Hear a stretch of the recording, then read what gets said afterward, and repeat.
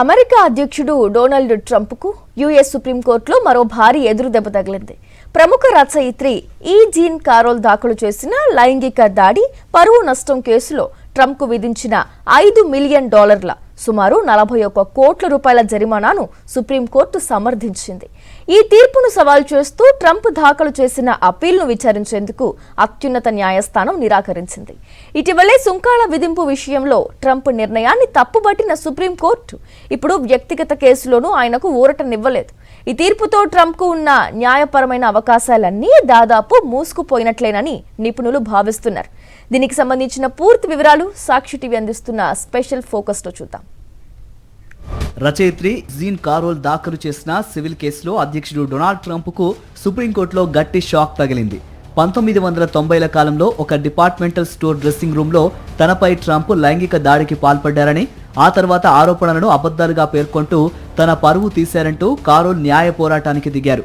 ఈ కేసును విచారించిన న్యూయార్క్ ఫెడరల్ జ్యూరీ 2023లో ట్రంప్ను దోషిగా తేలుస్తూ $5 మిలియన్ జరిమానా విధించింది. దీనిపై సుప్రీంకోర్టును ఆశ్రయించిన ట్రంప్కు నిరాశ ఎదురైంది. ట్రంప్ అప్పీల్ను తిరస్కరిస్తున్నట్లు న్యాయమూర్తులు ప్రకటించారు. సుప్రీంకోర్టు తీర్పుపై రచయిత్రి జీన్ కారోల్ హర్షం వ్యక్తం చేశారు. మేము గెలిచాం, ఈ విజయం ప్రపంచంలోని ప్రతి మహిళది అంటూ ఆమె సోషల్ మీడియాలో పోస్ట్ చేశారు. ట్రంప్ బాధ్యత నుంచి తప్పించుకోవడానికి చేసిన ప్రయత్నాలన్నీ విఫలమయ్యాయని ఆమె తరపు న్యాయవాది రాబర్టా కప్లాన్ పేర్కొన్నారు. అయితే ట్రంప్ మాత్రం ఈ తీర్పును తీవ్రంగా ఖండించారు. ఇదొక తప్పుడు కేసు అని, తనపై జరుగుతున్న రాజకీయ కక్ష సాధింపు చర్యలకు వ్యతిరేకంగా తన శక్తినంతా ఉపయోగించి పోరాడతానని ట్రంప్ సోషల్ మీడియాలో స్పష్టం చేశారు.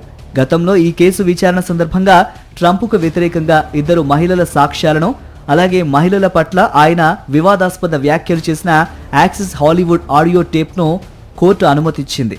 దీనిపై ట్రంప్ అప్పీళ్లు కోర్టుకు వెళ్లినప్పటికీ అక్కడ కూడా ఆయనకు అనుకూలంగా తీర్పు రాలేదు. కాగా ఇదే కారోల్కు సంబంధించిన మరో పరువు నష్టం కేసులో ట్రంప్కు జ్యూరీ ఏకంగా $23.3 మిలియన్ భారీ జరిమానా విధించింది.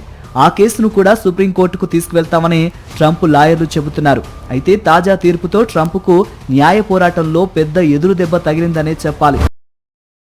మరిన్ని అప్డేట్స్ కోసం ఛానల్ ను సబ్స్క్రైబ్ చేయండి. నోటిఫికేషన్స్ కోసం బెల్ ఐకాన్ పై క్లిక్ చేయండి.